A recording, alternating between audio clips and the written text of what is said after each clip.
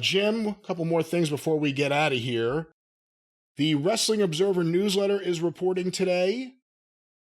Randy Orton's WWE return looks to be about a month away. He's been out of action since May of 2022. He underwent back fusion surgery last year.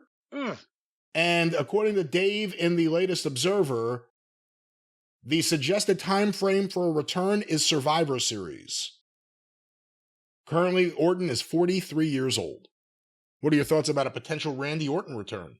Well, boom. He's been gone so long, I forgot about him. You know? Well, now, come on now. Not in a bad way, but he's been gone a long time. I mean... Well, and boy, there you go, because how can we miss you if you won't go away? And it'll be a year and a half. And there's another major name that, boom, goes the dynamite again. Names coming back. Whatever they're going to do, whether it's a surprise or they're just going to announce next week, Randy Orton comes back. That's going to be a topic of conversation. And that's the thing, and we'll talk about it more on the experience also. We went over the ratings with AEW and just the state of the star power in the roster, but the WWE is winning this war by leaps and bounds because they're boring us to death and giving us stars and people that we know who the fuck they are. And their business is impeccably run, no matter who owns it, from a business standpoint. The creative in WWE, like all promotions ever, has always been on and off or back and forth or good or bad or whatever. But the reason why they beat Crockett, the reason why they beat Turner, the reason why they're beating Tony, they run their fucking business, both in terms of controlling the talent and in terms of the infrastructure with the merchandising and the marketing and the production and the blah, blah, blah. That's why they've won all of this, because that's what they do. And now here comes another star, Randy Orton, to go along with John Cena and fucking LA Knight and the Bloodline and Roman Reigns and on and on and on. And Undertaker and Rock whenever he wants to show back up. That's it. Do you slot him right into a main event spot? What do you do with him? Oh, good Lord. I'm not going to try to predict because I don't know. You watch the shows. I mean, you know who's kind of where on there. I mean, do you program him with a guy like Cody? But I mean, well, here's the thing, because when he comes back, you would think there's another baby face if you wanted it to be that way, because you could tell a story he's overcome an injury, or he can come back and stab somebody in the back and be a heel. Cody. You know what you know what the first thing he says when he comes back should be? Hey, where's Riddle? But no, Cody and Orton might be a good deal, but should he come in and stab him in the back? Or should he come in and help him? And then in 6 months, stab him in the back? Well, let's look at it this way then.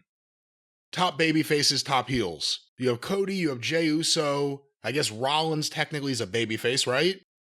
One thinks. LA Knight is approaching that level. For heels, you have Roman. You have Gunther. I wouldn't put Nakamura at that level, obviously, even though he's been feuding with Seth Rollins. I wouldn't put Jimmy Uso on his own at that level, even though Jey Uso's kind of there right now. Bloodline. Well, Bloodline in general. Not Bloodline, but Judgment Day. Judgment Day, yeah. Would Randy Orton fit better on the babyface side, fighting along those guys, or on the heel side? I mean, eventually, I think there's a great story to be told there for Randy Orton versus Cody Rhodes. I mean, when Cody first came up, it was a part of Randy's group with Ted DiBiase Jr. Well, see, and Manu. That's one thing that I'm thinking. Does Orton come back and get the round of applause from the fans for the return, and he's another name coming back? Does he aid Cody if Cody's not going to have this showdown with Roman at WrestleMania? Then it's an old-time, dusty kind of thing to have a big star come in and stand side by side with the whichever Rhodes, and then turn on him in the most heinous way possible after it's established and do that. Would that be something? Because then you get instead of cold, you get Orton and Rhodes with meaning behind it.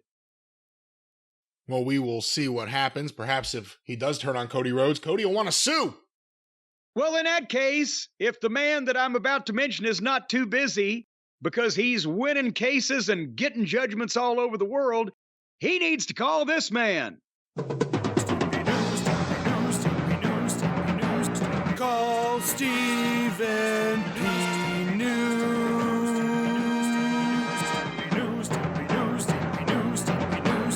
If you need to sue.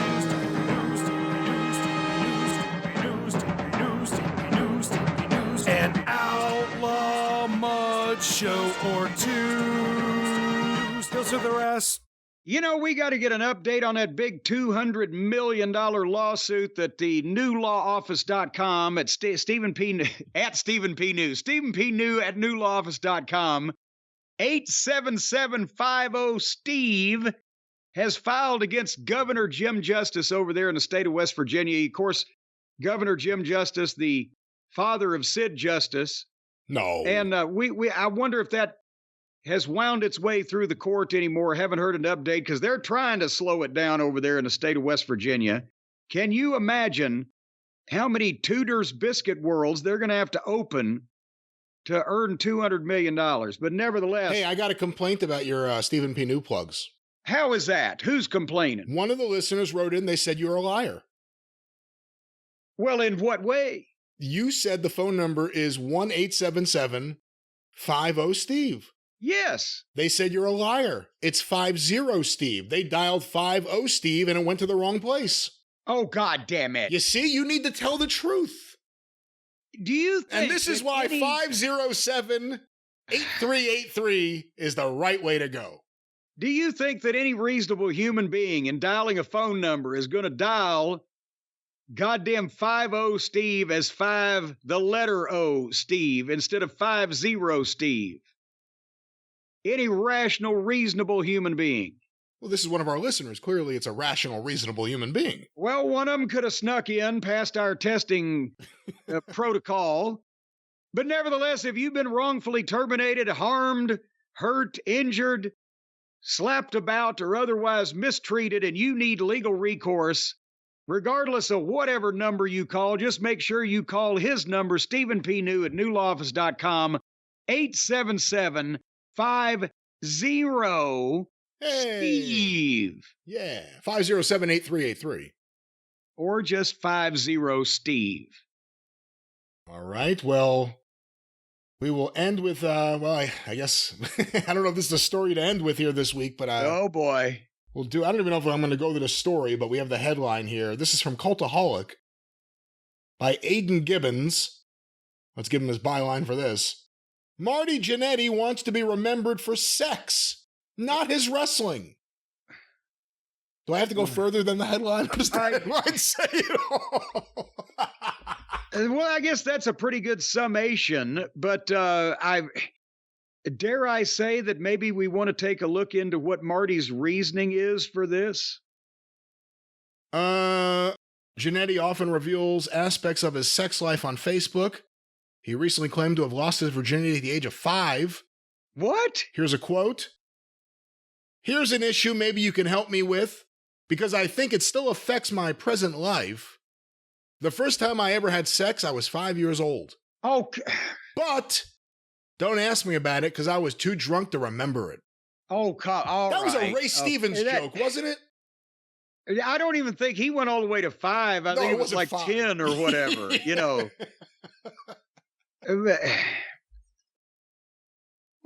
That's it. Honestly, there's nothing else in this article. It's just that's the article. That's the article, and then his links to other things apparently he has said or done. I'm sure there's links to other things. Let's leave Marty alone. Poor fella. All those road trips with Bulldog Bob Brown affected him, and possibly we shouldn't give him any more attention. I want to be remembered for my sex, not my wrestling. Is pretty funny.